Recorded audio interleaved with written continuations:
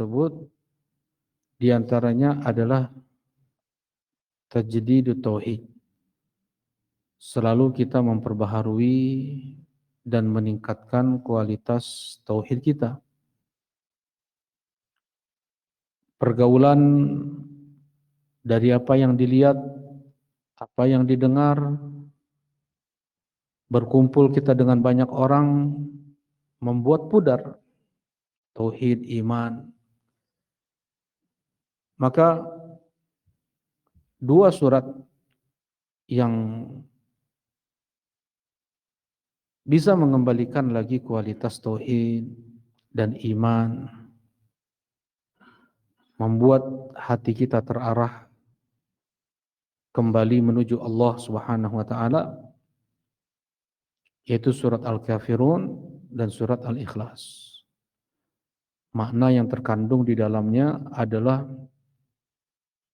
sebagai bentuk al-ahd, perjanjian yang pernah kita ucapkan di hadapan Allah Subhanahu wa taala ketika kita di alam ruh, alastu bi rabbikum qalu bala syahidna. Bukankah aku ini Rabb kalian? Kata Allah kepada kita, kita semua menjawab, iya ya Rabb. Engkau adalah Rabb kami dan kami bersaksi atas itu. Dunia membuat kita lalai dari la ilaha illallah, dari hikmah kita diciptakan oleh Allah untuk menyadari, mengakui, mengilmui, mengamalkan rububiyah Allah Subhanahu wa taala. Nah,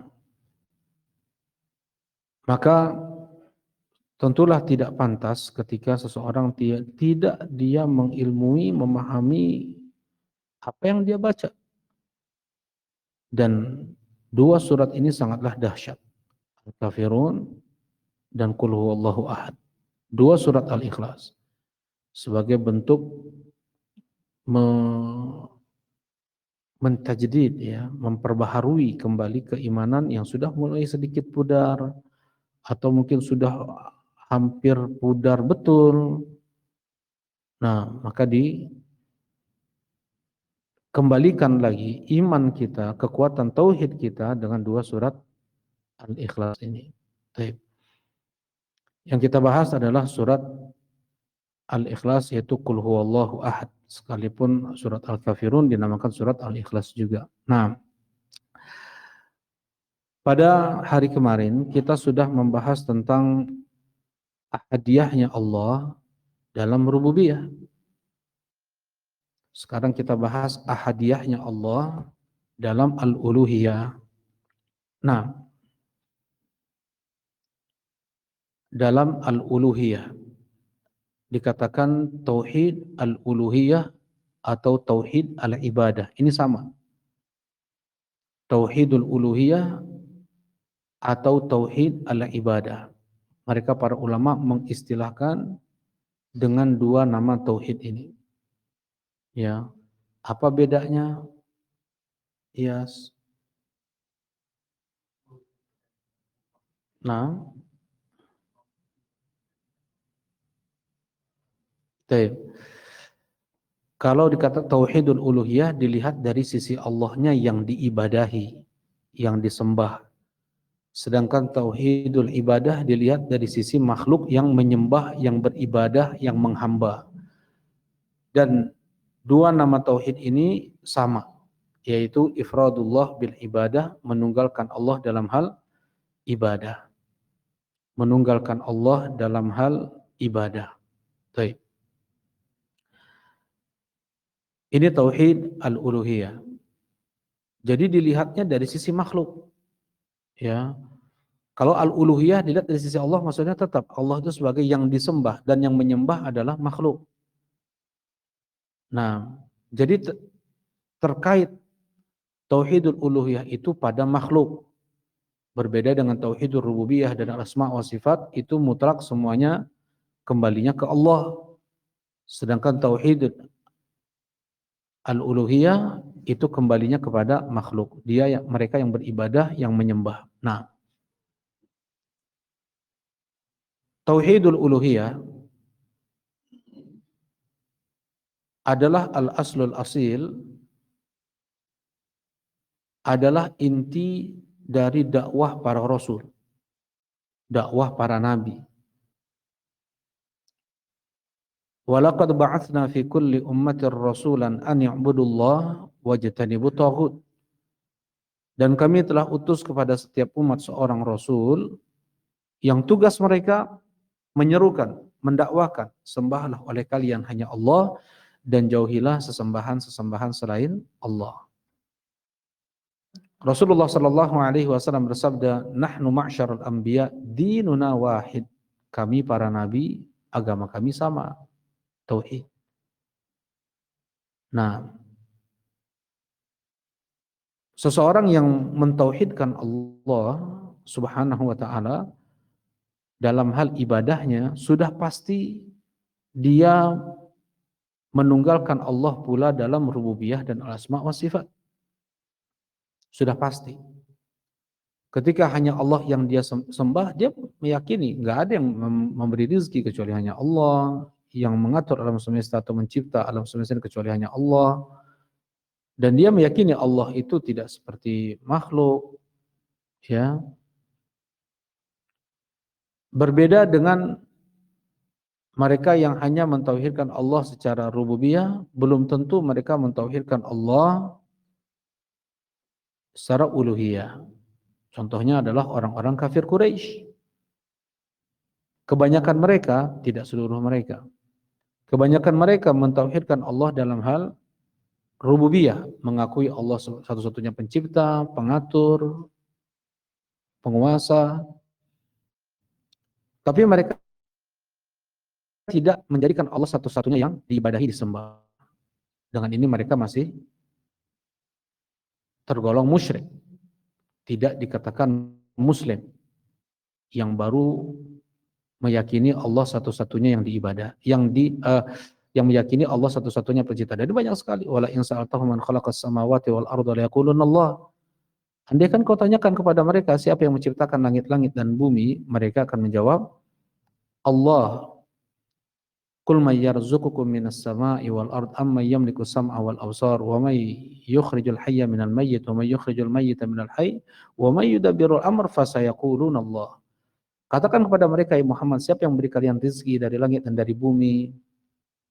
Siapa yang menguasai pendengaran dan penglihatan? Siapa yang menghidupkan dari kematian? Siapa yang mematikan dari kehidupan? Siapa yang mengatur seluruh alam semesta ini? Mereka akan menjawab Allah. Ini tauhid yang ada pada mereka. Tauhidur rububiyah, tetapi mereka tidak mentauhidkan Allah dalam hal al-uluhiyah. Baik, sekarang kita bahas. Untuk perkara tauhidul uluhiyah, maka yang paling inti dibahas adalah makna dari kalimat Allah dan makna dari kalimat ibadah. Karena penyimpangan, penyelewengan, kesesatan yang terjadi pada banyak orang adalah dengan dia tidak memahami makna ilah dan tidak memahami makna ibadah. Inti kesalahan orang-orang, orang yang menyembah kubur lah, ya, orang yang menyembah malaikat, yang pakai jampe-jampe, yang pakai jimat-jimat, karena mereka tidak memahami makna ilah dan tidak memahami makna ibadah. Asy'ariyah di antara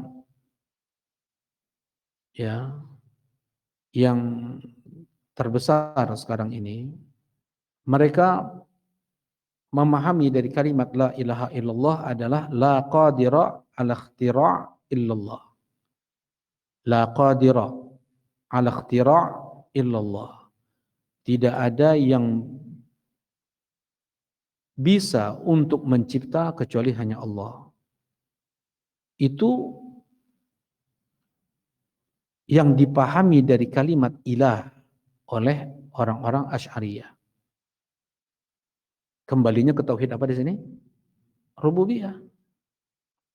Ya, kembalinya kepada tauhidur rububiyah.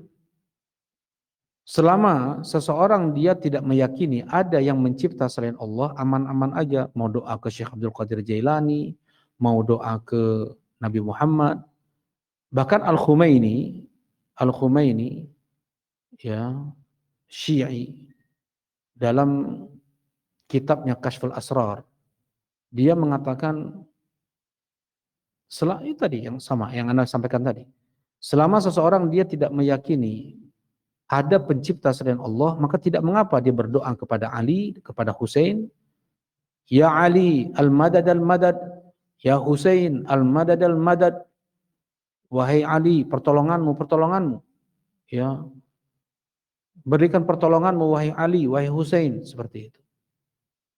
Nah, ini sudah penyimpangan dalam memahami makna apa? Ilah.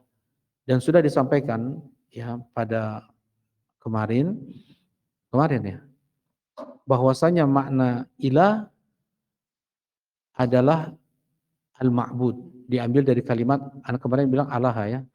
Jadi ada dua, ada kalimat aliha ya'lahu, ada alaha ya'lahu.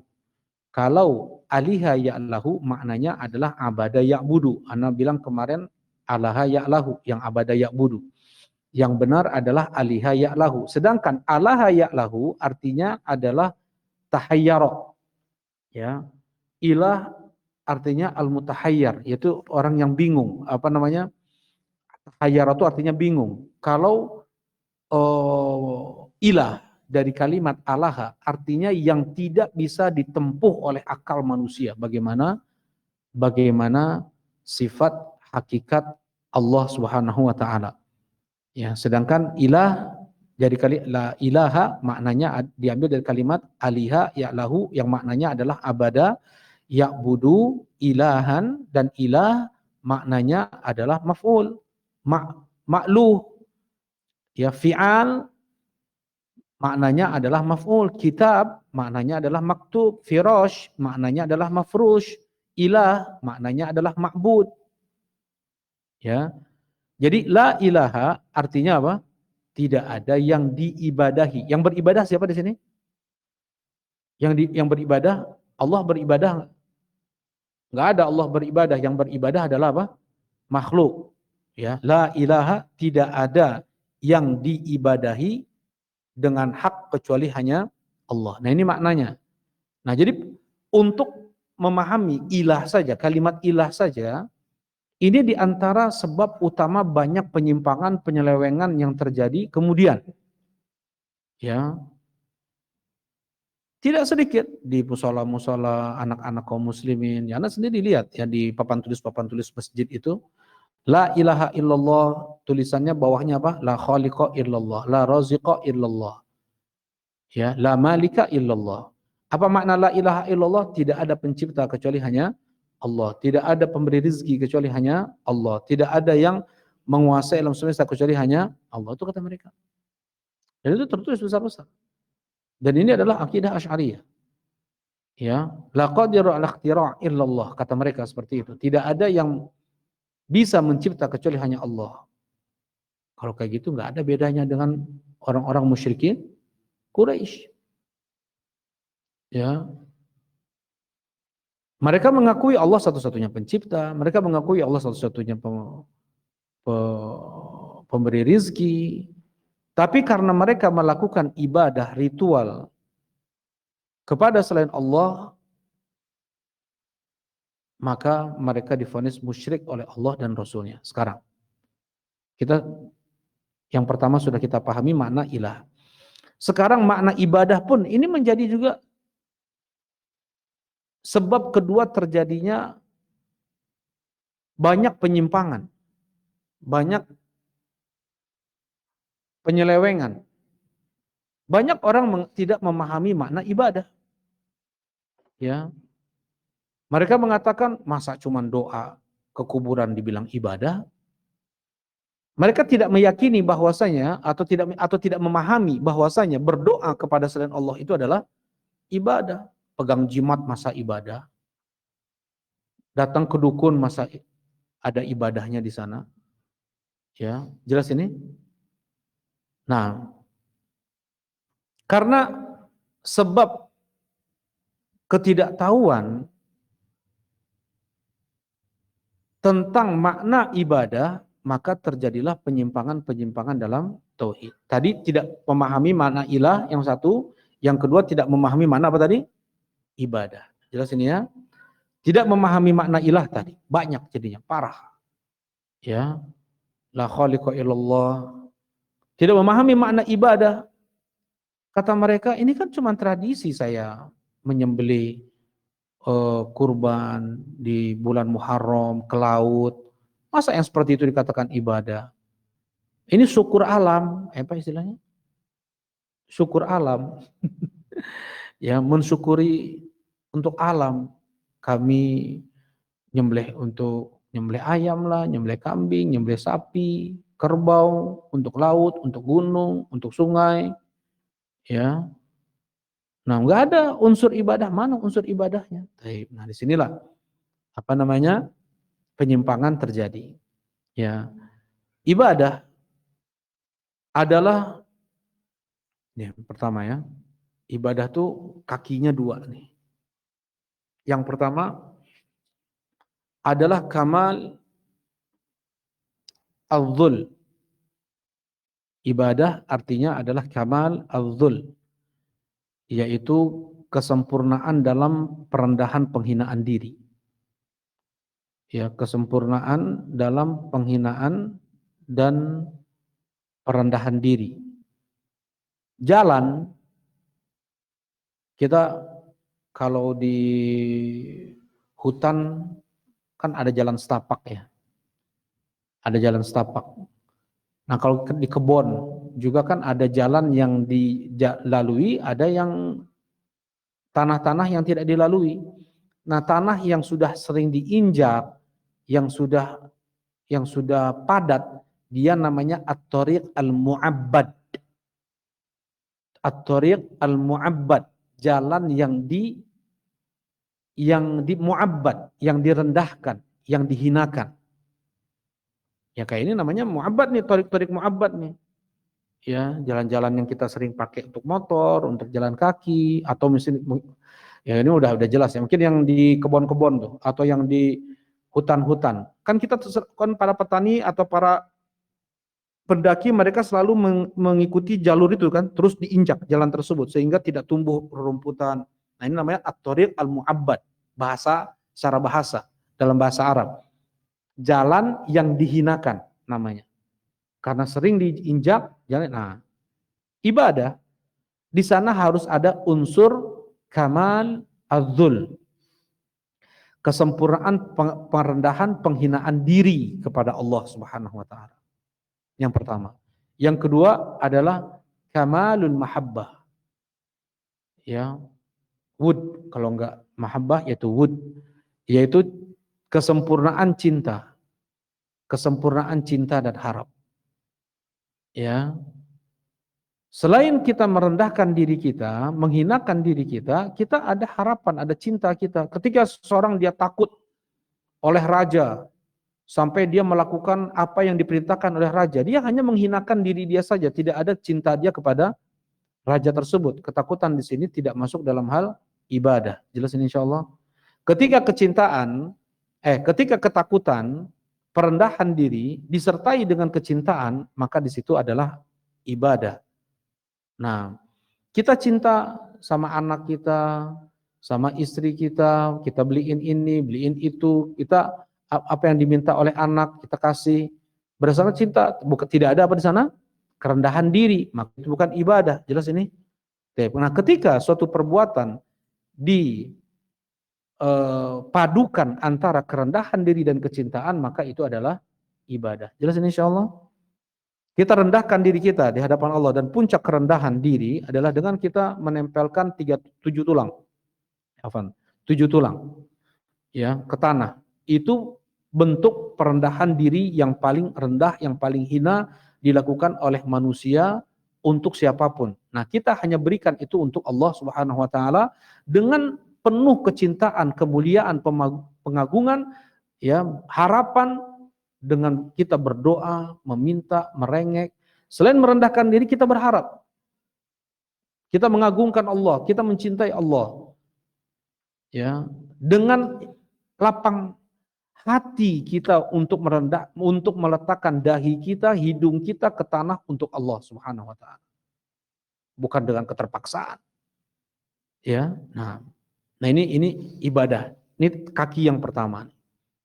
Kaki yang kedua, ibadah sebagaimana yang kita tahu adalah ismun jami' li kulli ma yuhibbuhu Allah wa yardah min al-aqwali wal af'al adh-dhahirati wal batinah. Ya. Ibadah adalah semua yang diridhoi oleh Allah, semua yang dicintai oleh Allah, baik yang dari ucapan atau perbuatan, yang zahir atau yang batin. Ucapan yang zahir jelas, subhanallah, alhamdulillah. Ucapan yang batin, apa ucapan yang batin? Adalah i'tiqadatuhu. I'tiqadatuhu, semua bentuk keyakinan, iman dalam hati itu adalah ucapan hati. Yang kedua adalah perbuatan yang zahir dan perbuatan yang batin. Apa perbuatan yang zahir? Perbuatan yang zahir jelas salat, haji, puasa, zakat, sedekah, itu perbuatan yang zahir tuh. Sedangkan perbuatan yang batin apa? Perbuatan yang batin hati kita berbuat takut, ya, cinta, tawakal, rogbah, warahbah, ya, kemudian menghadirkan niat ikhlas, memerangi riya, sum'ah, memerangi al-kibar wal ujub, ya, berhusnudzan dalam hati. Ini semua adalah perbuatan-perbuatan hati. Marah karena Allah, senang karena Allah. Senang ada yang membuat seseorang itu binasa, hancur, ada senang yang diwajibkan, disyariatkan dalam Islam. Ghulibatir Rum wa hum min ba'di ghalabihim sayaghlibun fi bid'i sinin lillahil amru min qablu lillahil amru min qablu wa min ba'd wa fi dzalika falyafrahu al-mu'minun. Hakadha. Nah, ghulibatir Rum, dikalahkan Romawi oleh Persia. Ini enggak baik ini. Ya, Romawi lebih ringan bentuk kesyirikannya dibanding Persia. Terkalahkan Romawi. Ghulibatir Rum wa hum fi adnal ardi wa hum min ba'di ghalabihim sayaghlibun. Ya, dan Persia ketika dia mengalahkan Romawi itu sudah sehancur-hancurnya, sehabis-habisnya Romawi. Sampai orang-orang mengira enggak akan mungkin lagi bangkit Romawi kecuali setelah sekian ratus tahun. Tapi Allah mengatakan fi bid'i sinin, setelah mereka dikalahkan, mereka akan mengalahkan. Wa hum min ba'di ghalabihim sayaghlibun. Setelah mereka dikalahkan, mereka akan mengalahkan. Fi bid'i sinin, enggak nyampe 10 tahun. Kalau enggak benar ayat ini pada saat itu, batal kenabian Nabi Muhammad SAW. Ini beberapa ayat ya di dalam Al-Quran, seperti tabbat yada abi lahab wa tab. Kalau masuk Islam, Abu Lahab batal kenabian Nabi SAW. Pura-pura aja Abu Lahab masuk Islam, batal kenabian Nabi SAW. Demikian pula ayat ini. Ghulibatir Rum. Ya, tetapi memang Abu Lahab nggak ada dia mau jadi orang munafik pura-pura masuk Islam. Ya, buat makar, yuk kita cara membatalkan menghancurkan dakwah Muhammad dengan pura-pura masuk Islam aja. Kamu ayo kita dukunglah. Tapi kamu yakin kami yakin kamu tuh musyrik lah. Mereka bikin kayak gitu. Ya nggak ada tuh Abu Lahab sekalipun. Nah demikian pula ini. Mereka mengatakan nggak mungkin Romawi bisa menang. Nggak mungkin Romawi bisa menang lagi itu. Kecuali setelah ratus tahun mereka membuat pasukan. Allah mengatakan fi bid'i sinin. Nah, apa yang kata Allah di sini? Wa bidzalika falyafrahul mu'minun. Yang dengan demikian bergembiralah orang mukmin. Ketika sedikit saja kebatilan hancur, naik kebenaran, harus ada rasa senang. Anak terlalu ke sana ya. Maksudnya apa? Senang itu ada ibadah, ada yang bentuknya adalah maksiat. Ya.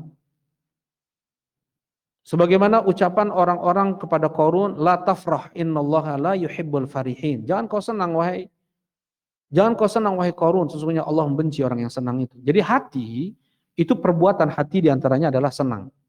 Ya, ada senang yang beribadah, berpahala, ada senang yang itu nanti bermaksiat dan mengakibatkan dosa. Baik.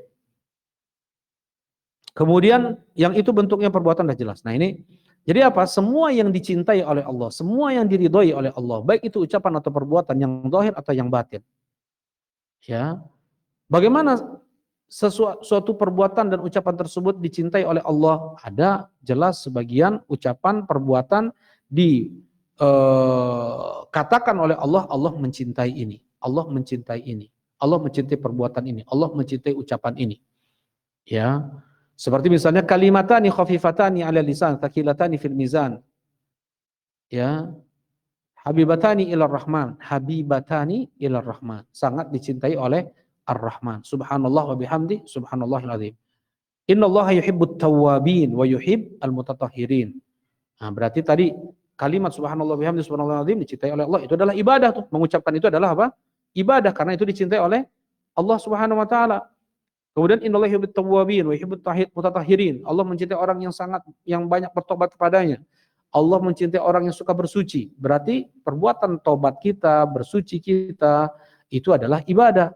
Ya, nah, bagaimana lagi kita tahu bahwa sesuatu ibadah itu adalah dicintai oleh Allah Subhanahu wa taala selain perbuatan tersebut jelas Allah katakan itu dicintai oleh Allah, diridhoi oleh Allah. Misalnya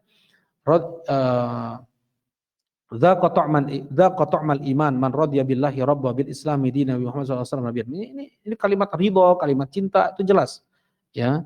Nah, sekarang yang tidak jelas nih, bagaimana apabila Allah Subhanahu wa taala memerintahkan perbuatan atau ucapan. Misalnya Allah mengatakan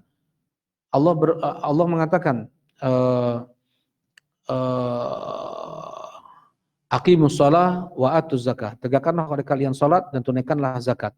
Apapun perintah yang datang dari Allah dan Rasulnya, mestilah itu dicintai oleh Allah. Karena nggak mungkin Allah memerintahkan sesuatu yang tidak dicintai oleh Allah Subhanahu wa taala. Ini yang kedua. Yang ketiga, apabila diganjar dengan pahala. Ya, apabila diganjar dengan pahala atau dengan janji-janji. Ya, siapa yang mengatakan ini, siapa yang mengucapkan ini, maka akan Allah berikan ini dan itu. Ya. Nah, man tasaddaqa bi idli tamratin, ya, siapa yang bersedekah dengan yang setara dengan satu kurma, satu bala-bala, mungkin dia bersedekah dengan satu bala-bala. Min kasbin thayyib, dari harta yang baik, wa la yaqbalullahu illa thayyib, dan Allah tidak menerima kecuali dari yang baik, yataqabbalullahu biyaminih. Allah Subhanahu wa taala akan menerima sedekah tersebut dengan tangan kanannya. Ya. Tsumma yurabbiha li sahibi. Kemudian Allah akan melihara sedekah tersebut untuk yang bersedekah kurma tersebut. Kama yurabbi ahadukum fuluwa, sebagaimana salah seorang di antara kalian memelihara anak kudanya. Ya. Hatta yajida, sampai dia dapatkan mithl jibal, seperti gunung-gunung. Jadi maksudnya ada perbuatan yang itu dijanjikan oleh Allah dengan pahala-pahala, maka itu pula dikatakan apa? Ibadah, diridhoi dan dicintai oleh Allah Subhanahu wa taala. Jelas insyaallah? Baik. Nah,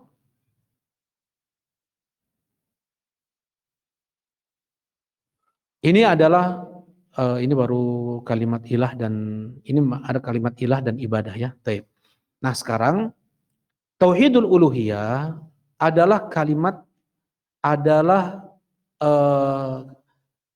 ikrar yang terus kita ucapkan di setiap sholatnya, ya, yaitu kalimat la ilaha illallah. Ini sebagai bentuk ikrar seorang hamba untuk mentauhidkan Allah dalam hal al-uluhiyah. Ya, banyak lafadznya, banyak. Maksudnya menjadikan Allah satu-satunya yang diibadahi, itu lafadznya banyak di dalam Al-Qur'an. Seperti misalnya iyyaka na'budu. Setiap hari kita baca iyyaka na'budu, itu sama dengan la ilaha illallah.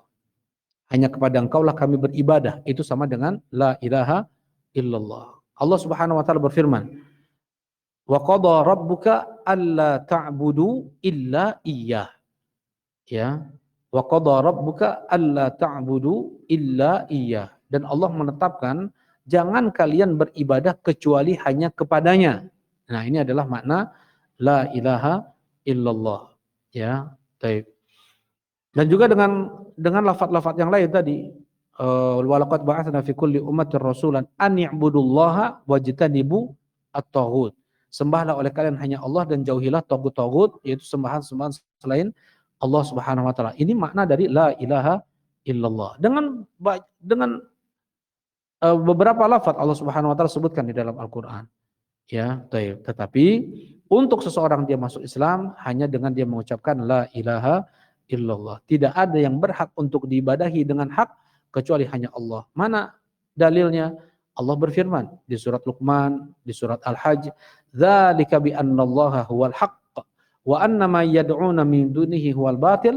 Kalau di Luqman, "Wa anna ma yad'una min dunihi al-batil wa annallaha huwal aliyyul kabir." Ya, itulah Allah satu-satunya yang berhak untuk diibadahi. Dan semua yang diibadahi selain Allah maka diibadahi dengan kebatilan. Ini yang membuat murka orang-orang Quraisy. Ini yang membuat dibenci Rasulullah Sallallahu Alaihi Wasallam. Sampai beliau mau dibunuh, mau diusir, mau dipenjara seumur hidup karena kalimat la ilaha illallah. Aja'alal alihata ilaha wahida. Inilah yang dipahami. Kalau aja'alal alihata ilaha wahida, inna hadza syai'un ujab.